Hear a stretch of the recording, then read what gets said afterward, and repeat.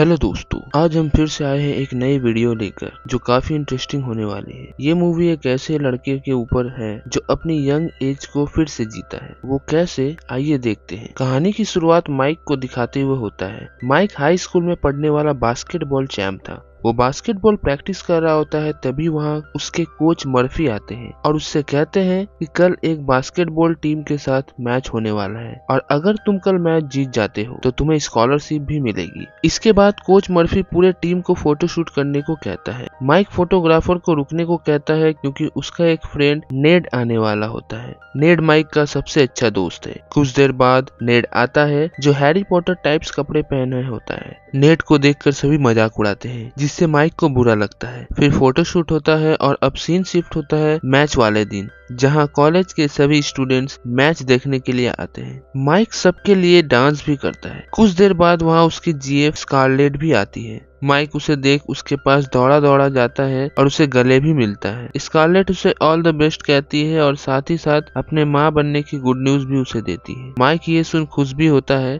और असमंजस में भी पड़ जाता है। तब स्कारलेट उसे सिर्फ गेम पर ध्यान देने को कहती है और अपना बेस्ट देने को कहती है। गेम स्टार्ट होता है पर माइक का पूरा ध्यान स्कारलेट की तरफ ही होता है, इसलिए स्कारलेट वहाँ से जाने लगती है और उसे देख माइक भी उसके पीछे पीछे जाता है और फिर दोनों में कुछ प्यार भरी बातें होती है और दोनों शादी करने का डिसीजन लेते हैं। अब सीन शिफ्ट होता है 20 साल बाद और अब माइक 37 साल का हो गया है और वो नेट के साथ ही रहता है जो करोड़पति है। माइक की बातों से लगता है स्कारलेट ने उसे अपने घर से निकाल दिया है और वो उसे डाइवोर्स देना चाहती है। इसी बीच माइक नेट से प्रमोशन के बारे में बताता है। माइक कहता है कि अगर उसे प्रमोशन मिल जाए तो उसका मैरिड लाइफ फिर से अच्छा हो सकता है। माइक ऑफिस जाता है तो उसे पता चलता है कि उसके बॉस डीन ने एक नई लड़की को प्रमोशन दे दिया है। माइक को बड़ा गुस्सा आता है और वो डीन से पूछता है कि तुमने ऐसा क्यों किया, तुमने उसमें ऐसा क्या देखा। डीन बड़ी बेशर्मी से कहता है कि वो मेरे बिस्तर गर्म करती है, इसलिए उसे मैंने प्रमोशन दिया है। ये सुन माइक काम छोड़ देता है और वहाँ से सीधे बच्चों को लेने स्कूल चला जाता है। ये वही स्कूल होता है जहाँ से माइक पास्ड आउट होकर निकला था। माइक स्कूल के अंदर जाता है जिससे माइक की यादें ताजा हो जाती है। उसके बाद वो बास्केटबॉल फील्ड के तरफ जाता है। वहाँ वो दीवार पे लगी तस्वीरों को देखता है और पुराने दिनों को मिस करने लगता है। तभी उसके पीछे से एक बूढ़ा जेनिटर आवाज लगाता है। वो उससे पूछता है कि तुम्हें पुराने दिन फिर से जीने हैं क्या। माइक का जवाब हाँ में आता है। जेनिटर फिर उससे पूछता है कि तुम्हें फिर से पुराना समय मिलेगा तो तुम क्या करोगे। इस पर माइक कहता है मैं उन गलतियों को सुधारूंगा जो मैंने उस टाइम पर किए हैं। तभी उसकी बेटी मैगी वहाँ आ जाती है और जेनिटर वहाँ से गायब हो जाता है। माइक उस बात पर ज्यादा ध्यान नहीं देता और अपने बच्चों को आइसक्रीम पार्लर लेकर जाता है। मैगी और एलेक्स माइक से बात नहीं कर रहे होते हैं क्योंकि उसे अपने माता पिता के अलग होने वाली बातों से खुश नहीं थे।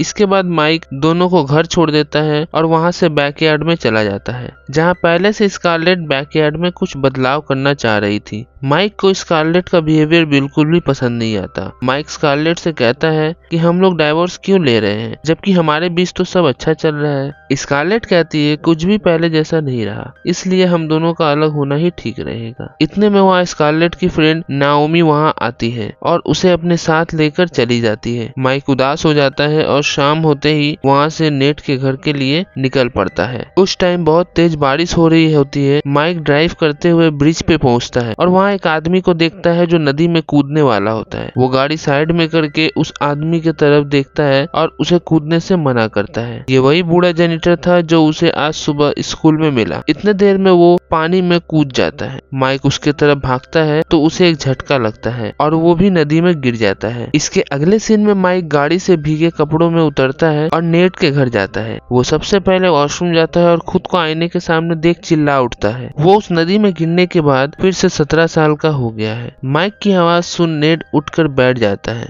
वो वॉशरूम में माइक को देख पहचान नहीं पाता। फिर दोनों आपस में लड़ने लगते हैं पर माइक उसे कुछ ऐसी बातें बताता है जो सिर्फ वो दोनों ही जानते थे। तब जाकर रेड को उस पर भरोसा होता है। अब नेट के जहन में सवाल ये आता है कि माइक फिर से 17 साल का कैसे हो गया। माइक उसे पीछे का सारा बैक स्टोरी बताता है। तभी माइक को याद आता है कि जेनिटर उसे स्कूल में मिला था और वो हो ना हो वही उसे 17 साल का बनाया है। वो भागा भागा स्कूल जाता है और स्टूडेंट से बच्चों के बारे में पूछने लगता है पर उसे कुछ नहीं पता चलता। तभी वहाँ एक बूढ़ी जेनिटर आती है और बताती है कि वो सालों से यहीं पे काम कर रही है। उसके अलावा यहाँ कोई भी मेल जेनिटर काम नहीं किया। वो कंफ्यूज हो जाता है और बास्केटबॉल कोर्ट के तरफ जाने लगता है। उसे एहसास हो जाता है कि लाइफ ने उसको दूसरा मौका दिया है फिर से जवानी जीने का, और वो ये मौका खोना नहीं चाहता। वो नेड के पास आता है और उसे हाई स्कूल में एडमिशन करवाने को बोलता है, पर नेड मानता नहीं। पर माइक किसी तरह उसे समझाता है और उसे मना लेता है। नेड माइक को अपना बेटा मार्क बनाकर एडमिशन करवाने लेकर जाता है। वहाँ मार्क का एडमिशन हो जाता है, पर नेड प्रिंसिपल जेन को लाइन मारने लगता है, पर माइक उसे वहाँ से लेकर चला जाता है। अगले दिन से माइक मार्क बनकर स्कूल जाता है। तभी वहाँ उसे कॉल आता है स्कारलेट का।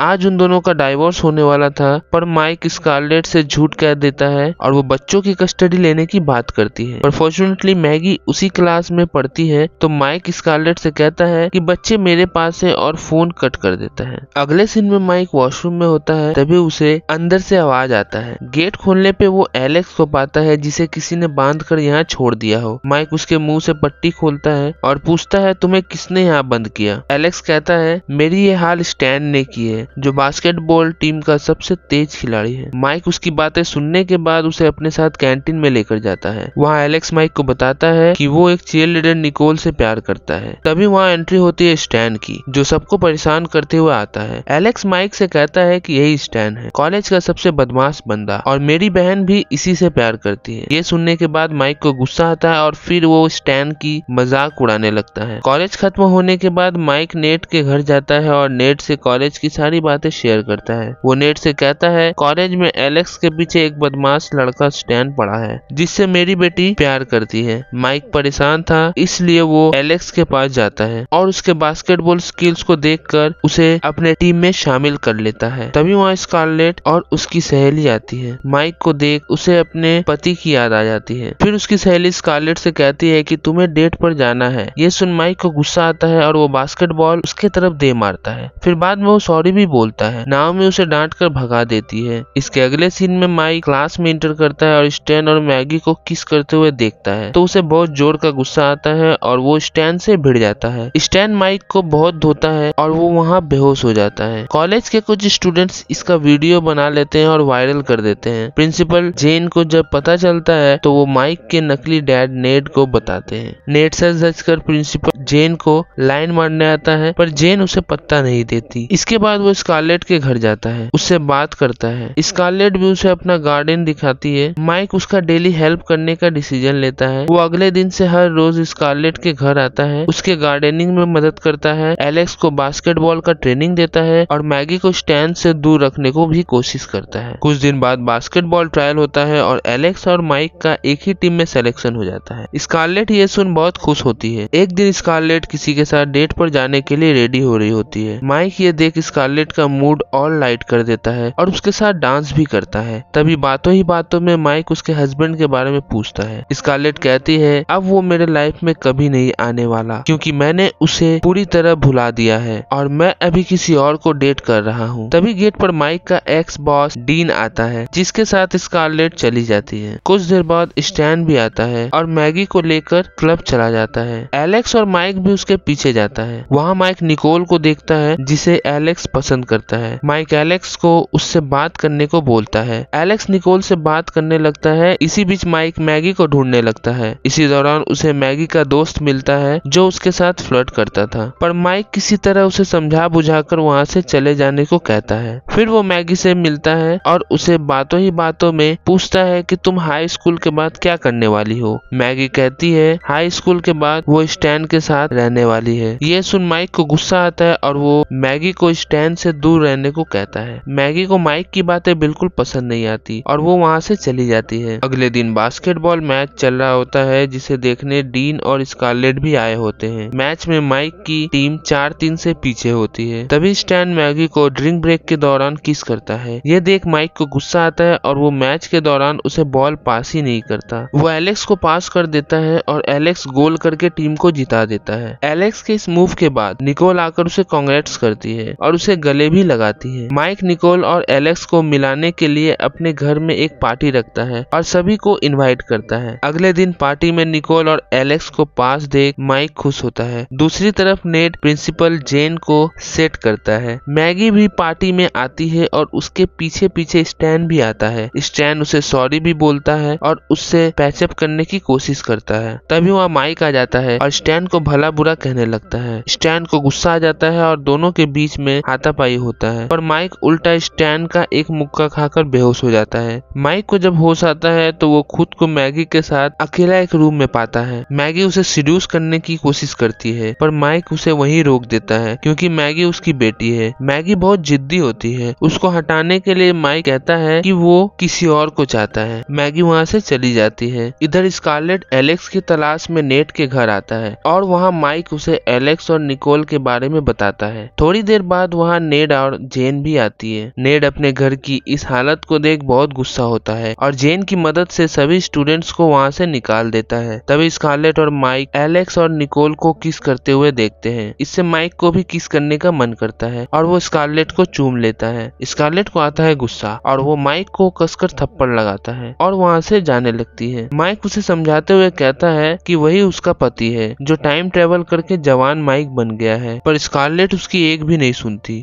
और वहाँ से चली जाती है। इधर जेन नेड से गुस्सा हो जाता है और उसे भला बुरा सुना के वहाँ से चली जाती है। फिर माइक नेड से मिलता है और उसे सॉरी भी कहता है, पर नेड उसे माफ नहीं करता और उसे एक थप्पड़ भी लगाता है। अगली सुबह नेड घर साफ कर रहा होता है और माइक कल के बारे में सोच कर परेशान हो रहा होता है। फिर उसे याद आता है कि आज उसकी और स्कारलेट की डाइवोर्स की सुनवाई है। वो भागा भागा नेड के पास जाता है और उसे अपने साथ कोर्ट चलने को कहता है, पर कोर्ट में जज उसे इंटर करने नहीं देता क्योंकि उन दोनों का केस से कोई लेना देना ही नहीं था। पर माइक जज से कहता है कि उसके पास स्कारलेट के लिए एक लेटर है। स्कारलेट उस लेटर को पढ़कर सुनाने के लिए कहता है। माइक उस लेटर को पढ़ना शुरू करता है। वो स्कारलेट को उस पल में वापस ले जाता है जब वो फर्स्ट टाइम मिले थे। उसने कैसे स्कारलेट को प्रपोज किया, उसके लिए वो हर एक संभव कोशिश किया जिससे वो स्कारलेट को खुश रख सके। उसने काफी सारी गलतियां भी की जिसके लिए वो सॉरी भी बोलता है। वो स्कारलेट को कितना मिस करता है यही एहसास वो दोबारा से करवाता है स्कारलेट को, और लेटर पूरा पढ़ लेने के बाद वो वहाँ से चला जाता है। स्कारलेट काफी मायूस हो जाती है और जज को बोलकर डेट आगे बढ़ाने को कहती है। फिर जब वो लेटर उठाकर देखती है तो उसमें डायरेक्शंस लिखे होते हैं। स्कारलेट घर जाकर पहले उस एल्बम को देखता है जब माइक 19 साल का था। एल्बम देखने के बाद स्कारलेट को यकीन हो जाता है कि ये वही माइक है जिससे उसने प्यार किया था। इसके बाद सीन शिफ्ट होता है और हम माइक को कोच मर्फी के साथ देखते हैं जो उससे कह रहा होता है कि कल हमारा मैच एक स्काउट के साथ होने वाला है। अगर हम ये मैच जीतते हैं तो हमें स्कॉलरशिप भी मिलेगी। इसके अगले दिन मैच डे को स्कारलेट मैगी के साथ मैच देखने आता है। माइक स्कारलेट को देखकर वही पोज करता है जो उसने 19 साल पहले किया था। स्कारलेट को समझ आ जाता है कि ये उसका ही पति माइक है। वो भावुक हो जाती है और वहाँ से जाने लगती है। तभी माइक भी उसके पीछे जाने लगता है, पर उसके पहले हम उसी बूढ़े जेनिटर को देखते हैं जिसने उसे फिर से जवान बनाया था। माइक भी उसे देख उसका शुक्रिया अदा करता है